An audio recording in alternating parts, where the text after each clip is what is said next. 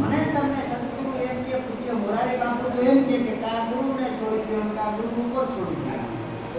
હા, બે વસ્તુ ના હાલે. કા ગુરુને મૂકી દો કા બધું ગુરુ ઉપર છોડી દો. સદગુરુ કે આ કામ થઈ જાય એટલે થઈ જાય, પણ સંપૂર્ણ શ્રદ્ધા ભરોસો કે હવે ભરોસો કેટલો તો બે ટીપા છાશના નાખી દઈએ તો હવા થાય તો જામી જાય.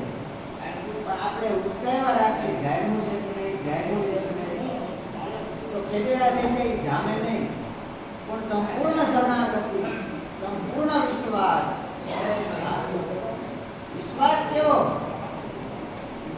સદગુરુ તમને એમ કહી દે કે તારે આપણે આ વસ્તુ થાય ને થાય ને થાય. સબરી એમ કહેવાય કે હાથ કરવાની હતી અને એ ભીલ જાતિની દીકરી એને કોઈ ઘરવા નહોતી આશ્રમમાં. અછૂત જેને કહેવાય એમ બધા કે અછૂત છે, આને જવા દો, કોઈ દર્શન કરવા નહોતી. એ માતા ઋષિની છેડી હતી અને ડોકા કાઢે ને સદગુરુએ એટલું કીધું, બેટા તારે મારા દર્શન કરવાની જરૂર નથી. અને આ જગત છે, આ સમાજ છે, એ બધા નહીં સમજે. એ સદગુરુએ એને કૃતિયામાં સ્થાન આપ્યું. પણ કીધું, બેટા આ તને નહીં જોવા દે, મારા દર્શન નહીં કરવા દે, પણ મારા વચન ઉપર વિશ્વાસ રાખજે કે તારે ઘરે એક દિવસ રામ આવશે.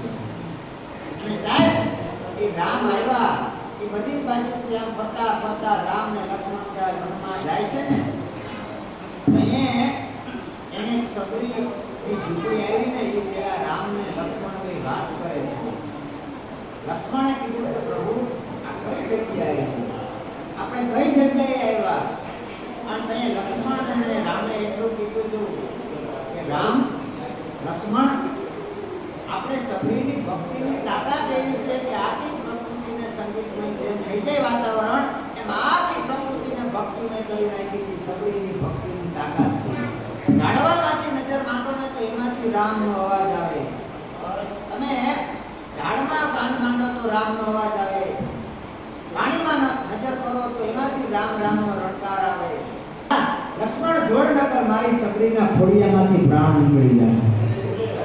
અને સાહેબ એ લક્ષ્મણ ગયા અને ત્યાં તો સબરી પોકાર કરતી હતી. છેલ્લી ઘડી હતી અને અમારા કવિ કાગ બાપુ કહે છે કે શું કહેતી હતી સબરી કે ઠાકર અમને મેળ માઠેલી,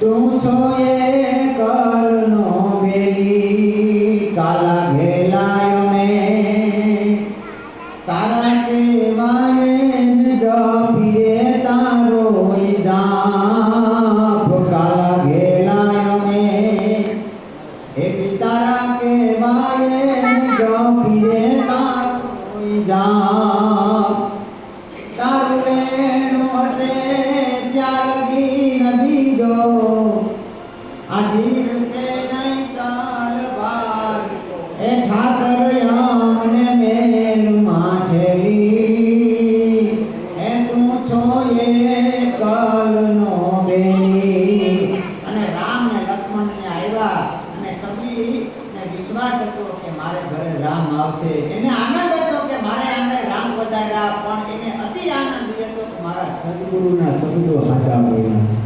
હા, ગુરુના વચન ઉપર જેને વિશ્વાસ હોય ને એને આમને રામને ધક્કો થાય. અને અટાણે તો હમણાં બહુ કે મેરે ઝોપડી કે ભાઈ ભૂલી જાય છે, પણ એ સદગુરુની કૃપા હતી ને તો એના ભાઈ ભૂલ્યા. હા, અને રામ ભગવાન પ્રેમને વશ થયા, મારો વાલો રાજી શું કરે પંડિત તમને કાજી. હું ભજન ગાતો નથી પણ ભજન વાળા ભેગો રહું ને તોય આનંદ આવે. સાહેબ ઠાકોરો હોય અને ક્યાંય પ્રોગ્રામ હોય ને એક ભજન સાંભળો ને તમે, સંગીતમાં પણ તાકાત છે. હા, ઓસો રણજી વિદેશમાં ગયા ને તો ચમચીને કાંટો લઈને પોતે થાળી વગાડતા હતા અને માણસ બોલવા માંડ્યા હતા. તમે મને પ્રશ્ન કર્યો હતો ને પેલા કે તમારી વાંસળીના નાદે શું ગોકુળ આખું ભીમું હોય છે, ગોકુળે રાજ લીધો હોય છે, તો એની તાકાત એ છે કે હું એક માણસ ખાલી ચમચીને કાંટો વગાડું છું તોય તમે આનંદમાં આવી જાવ છો. હવે તો અખિલ બ્રહ્માંડનો માલિક હતો, એમાં કોઈ શંકા નથી. કૃષ્ણ વંદે જગત ગુરુ, એ કૃષ્ણ ભગવાનને પણ આજે યાદ કરવા પડે. પણ રામે બોર ખાધા ને બેઠા. અને સાહેબ પછી કવિએ લખવું પડ્યું કે મીઠા લાગ્યા બોર એમાં તારી